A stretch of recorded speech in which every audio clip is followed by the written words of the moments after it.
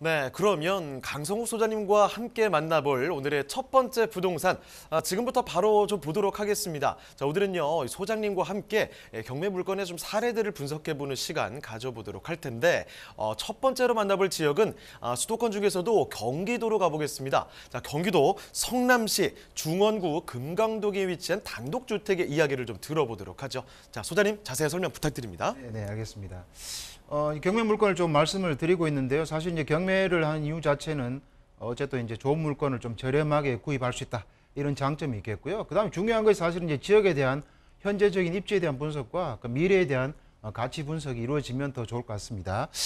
특히 이제 지금 오늘 말씀드릴 물건 같은 경우는 이제 성남시가 되겠는데요. 성남시의 중원구에 있는 물건이 되겠습니다. 최근에 이제 성남 같은 경우는 이제 판교 분당 같은 경우는 신도시로 많이 활성화돼서 굉장히 비싼 형태로 되어 있고요. 구도심에 이제 중원구나 수종 같은 경우가 본격적으로 또 활발하게 지금 재개발이 많이 이루어지고 있습니다. 재개발이면 재개발, 재건축이면 재건축, 가로주택, 정비사업이면 정비사업 등이 많이 이루어져 있기 때문에 기존에 알던 이제 성남 구도심하고는 좀 많이 다른 형태로 가격이 굉장히 많이 상승돼 있는데요. 향후에도 계속해서 상승할 여력이 충분히 있다, 이렇게 볼 수 있겠습니다. 그 첫째 이유는 이제 입지적으로도 굉장히 가깝고요. 서울에서 바로 인접해 있다는 입지적인 측면이 있겠고, 그 다음에 이제 새롭게 또 이제 전철 노선들이 많이 확정돼서 진행이 되고 있다 보시면 되겠고요. 대규모 재개발들이 많이 이루어지고 있다, 이런 측면에서 보시면 될 것 같습니다.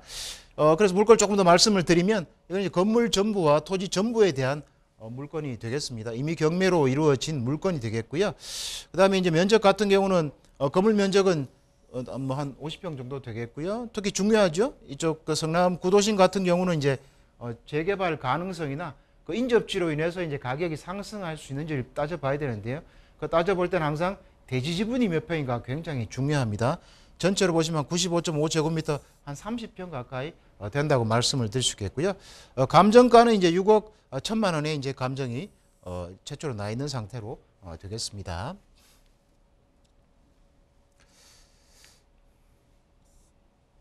네, 그다음에 입찰 진행 이제 내용을 조금 말씀을 드리면, 최초 입찰일이 이제 그 2월 14일 얼마 안 됐습니다. 며칠 전이었는데요. 감정가 6억 천이었는데, 우리가 낙찰된 사례를 볼 때 항상 그 몇 명이 응찰했는지도 굉장히 중요하다고 볼 수 있습니다. 응찰원이 7명이었다는 이야기는 굉장히 가치가 있다, 이렇게 보시면 될 것 같습니다. 한 5명 정도만 넘어서게 된다는 이야기는 그만큼 이 물건에 대한 가치를 높게 본다, 이렇게 말씀드릴 수 있겠는데요. 낙찰가가 이제 8억 1,400에 됐기 때문에 입찰 가격에, 최초 입찰 가격에 비하면 2억 원이나 더 높게 형성이 되었다고 말씀드릴 수 있겠습니다. 그만큼 이 지역 자체가 그만큼 가치가 있는 지역이다, 이렇게 말씀을 드릴 수가 있겠습니다. 그다음에 조금 더 이제 구체적인 물건 현황에 대해서 조금 말씀을 이제 드리면, 그다음에 눈에 이제 띄는 내용만 이제 위주로 조금 말씀을 드리면, 이건 일단 3종이라는 겁니다. 현재 단독주택으로 2층으로 형성이 되어 있지만 3종 일반 주거지역과 2종 일반이 보통 이렇게 나누어지면 가장 많은 게 2종이 이제 제일 많다고 볼 수 있습니다. 일반적으로는 많은데요. 2종이면 우리가 보통 아는 다세대 빌라 정도를 지을 수 있는 곳이고요. 3종 같으면 이제 아파트들이 들어서는 지역들이 3종으로 많이 되어 있습니다. 그만큼 2종보다는 땅의 가치가 더 있는 지역이다, 이렇게 보시면 될 것 같고요. 상대적으로 또 대로도 바로 접해 있기 때문에 높이 지을 수 있는 가능성이 있다, 이렇게 보시면 될 것 같고요. 나머지 이제 이렇게 상대 보호구역에 있다는 이야기는 이제 인근에 학교가 있다, 이렇게 보시면 되기 때문에, 학교가 있다는 게 좋지 않습니까? 그만큼 또 좋은 지역이다, 이렇게 보시면 되겠고요. 그 다음에 전체적으로 보시면 지하층이 있고, 그 다음에 지상에 이제 2층까지 되어 있는 단독으로 되어 있다, 이렇게 말씀을 드릴 수 있겠는데요. 이 지역 같은 경우는 이제 대부분 다 오래된 단독주택, 빌라 다세대가 많기 때문에 제가 서두에 말씀드린 대로 재건축, 재개발이 활발하게 지금 진행이 되고 있는 것이다 볼 수 있겠고요. 그러면 이제 우리가 두 가지로 나눠보셔야 됩니다. 이 물건 자체가 재개발, 재건축에 들어가 있는 물건이냐, 아니면 향후에 들어갈 수 있는 물건이냐, 또는 들어가지 않더라도 인접지에 있어서 내가 단독으로 지을 수 있는 형태의 물건이냐, 이렇게 보셔야 되는데요. 두 가지가 다 가능한 물건이다, 이렇게 보시면 좋을 것 같고요. 그 다음에 전체적으로는 뭐 이제 뭐 여러 가지 뭐 현황에 대한 위치인데요. 뭐 이런 위치는 이제 단독 주택이다, 이 정도면 보시면 될 것 같고요. 어차피 오래된 물건이기 때문에 이 물건이 오래됐다 하지만은 마찬가지로 전세나 임차인을 드릴 수 있는 형태로 같이 주었기 때문에 드릴 수도 있고요. 그 다음에 전체적인 형태는 이런 형태로 구성이 되어 있다, 뭐 이렇게 이해하시면 좋을 것 같고요. 그다음에 이제 권리 분석에 대한 내용을 조금 하시고 가치 분석에 대한 내용을 조금 말씀을 드리도록 하겠습니다. 이제 권리 분석할 때 이제 임차인이 있느냐 없냐 중요한 내용이 되겠는데요. 주택이나 상가 같은 경우는 임차인을 꼭 확인을 하셔야 되겠습니다. 보시면 현재 3명의 임차인이 있는 것으로 지금 나와 있는데요. 첫 번째 임차인 같은 경우는 이제 윤모 씨인데 대항력이 있는 것으로 나와 있습니다. 그 말은 여기 보시는 것처럼 전입 확정 배당인데 이 날짜가 말소 기준 권리보다 앞서 있기 때문에 이 같은 경우는 이제 대항력이 있어서 낙찰 받으시는 분이 만약에 배당을 전부 못 받게 되면 낙찰 받으신 분이 책임을 지셔야 됩니다. 근데 이제 전입 확정 배당 신청까지 다 했기 때문에 반드시 3가지가 이루어져야 됩니다. 했기 때문에 보증금 1억 5천은 다 받을 수 있는 것으로 지금 보이고요. 그 다음에 두 번째 임차인 같은 경우도 마찬가지로 전입 확정을 다 했고 그 다음에 배당 요구 신청까지 했기 때문에 보증금 5천만 원도 다 받을 수 있는 것으로 보입니다. 그렇다 그러면 임차인에 대한 걱정은 하지 않으셔도 된다 이렇게 볼 수 있고요. 그 다음에 마지막에 이제 한 분이 더 계신데요. 이분 같은 경우는 전입이 되어 있는데 현재 그 대항력이 없는 것으로 되어 있습니다. 이건 말소 기준 권리보다 뒤에 전입을 하셨기 때문에 이 부분 같은 경우도 낙찰자가 책임을 지지 않는 분이기 때문에 전체적으로 임차인상에서의 권리 분석상의 문제는 없다고 보시면 될 것 같습니다. 임차인이 책임져야 될 부분이 없기 때문에 내가 순수하게 얼마에 낙찰할지에 대한 금액만 고려하시면 될 것 같고요. 그러니까 전체적으로 보면 임차인에 대한 현황은 깨끗한 형태로 되어 있다 이렇게 말씀을 드릴 수 있겠습니다. 다음에는 등기부가 이제 어떻게 되어 있는지 등기부에 대한 내용을 조금 살펴보는 것이 이제 가장 권리 분석의 이제 기초라고 말씀을 드릴 수 있겠는데요. 제일 중요한 것은 말소 기준 권리를 이제 찾는 것이다 이렇게 말씀을 드릴 수 있겠습니다. 말소 기준 권리는 쉽게 말씀드리면 뭐 근저당이나 압류 과압류 중에 가장 날짜가 빠른 순에 있는 것을 찾으시면 되고요. 가장 날짜가 빠른 것에 있는 게 이제 근저당입니다.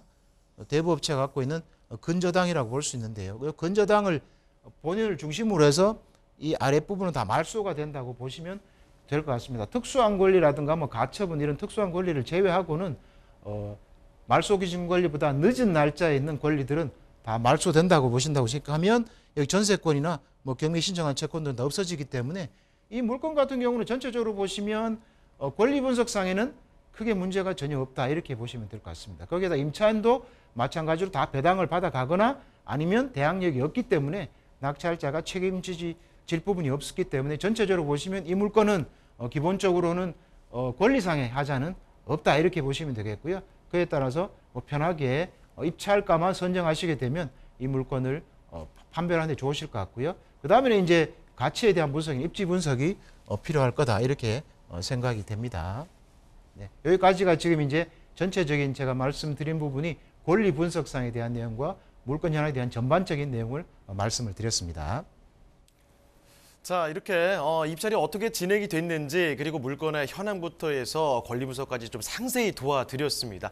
이제 이 내용들이 조금씩 들어오는 것 같죠? 자, 그러면 지금부터는 그 자세한 입지에 대한 이야기도 더 한번 들어볼게요. 입지 분석 좀 도와주시죠. 네, 알겠습니다. 그다음 아무래도 이제 물건에 대한 입지가 굉장히 이제 중요하다고 볼 수 있는데요.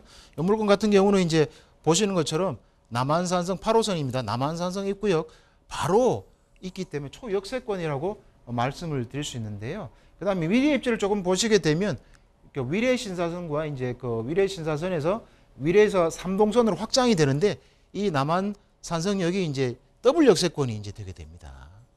더블 역세권이 형성이 되게 되는 자리이기 때문에 그것도 특히나 중요한 것이 바로 강남으로 신사 삼성으로 이어지는 강남으로 이어지는 직결선이 되기 때문에 이 같은 경우가 굉장히 이제 나중에 향후에 그 가치가 많이 올라갈 수 있는 지역이다 이렇게 말씀을 드릴 수 있겠습니다. 그래서 이 구도심 같은 경우에 지금 34평 아파트도 굉장히 비싼 가격이 형성이 되어 있는데요. 주변에 같으면 이제 법원도 이렇게 들어와 있고요. 그 다음에 또 한데 공원이라든가 은행공원, 공원들도 많이 형성되어 있고요. 주변에 또 금광시장도 형성이 되어 있기 때문에 교통뿐만 아니라 거주하시기에도 굉장히 편리한 입지를 가지고 있다 이렇게 말씀을 드리고요. 더블 역세권이 된다 이거 말씀을 드렸던 거고요. 그 다음 법원 같은 경우는 지금 여기 형성이 되어 있지만 법원이 단대 오거리 쪽으로 이전을 하게 됩니다. 그러면 이 법원 같은 경우도 또 다른 형태로 개발이 진행되기 때문에 여러 가지 면에서 개발 호재까지 현재 입지도 좋지만 향후에 미래 입지가 더 빛나는 자리다 이렇게 말씀을 드릴 수가 있겠습니다. 그다음에 실제로 사진을 이제 보시면 뭐 굉장히 오래되어 있죠. 굉장히 낡은 건물이라고 볼 수 있는데요. 낡은 건물을 볼 때 항상 이제 주의하시거나 유념하셔야 될 부분은 결국은 이것이 이제 재건축 재개발에 포함이 될 수 있는지 여부하고 그다음에 자체로 어쨌든 새롭게 지어질 수 있는 그런 형태가 되는지에 대한 내용을 보셔야 되는데요. 다 가능한 부분이 되겠습니다. 그래서 많은 사람들이 입찰에 들어왔다고 볼 수가 있겠고요. 그다음에 보시는 것처럼 뭐 건물은 굉장히 낡아 보이지만 현재도 어쨌든 임차인이 있는 걸 보면 향후에도 임차인을 드릴 수 있기 때문에 이용하시면서 개발 호재까지 누릴 수 있는 지역이다. 이렇게 말씀을 드릴 수 있겠습니다. 보시는 것처럼 이제 앞에 이렇게 도로가 2차선 도로에 바로 접해 있는 곳이다. 이렇게 말씀을 드릴 수 있겠습니다. 실제로 이 건물 뒤쪽에 매물이 나와 있는 것들이 있는데요. 이것보다도 가격이 더 비싸게 매물이 나와 있습니다. 그러면 현재 입찰을 받으신 분은 상대적으로 한 4, 5천 정도는 저렴하게 구입하셨다. 이렇게 말씀드릴 수 있겠죠.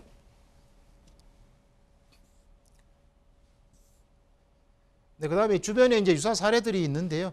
사실은 지속적으로 지금 지가가 올라가는 지역이기 때문에 이 지역 같은 경우는 과거 사례 같은 경우는 참고로 보셔야 되고요.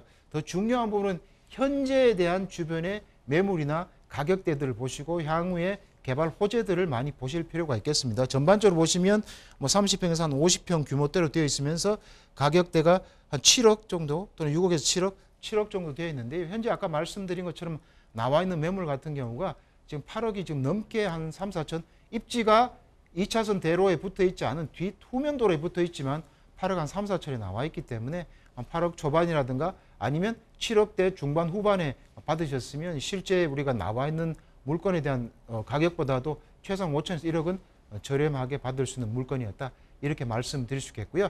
특별히 이제 성남 같은 경우는 향후에 이제 재테크할 때 이 지역은 꼭 관심을 가져두시면 많은 재테크에 도움이 되실 거라 생각이 됩니다.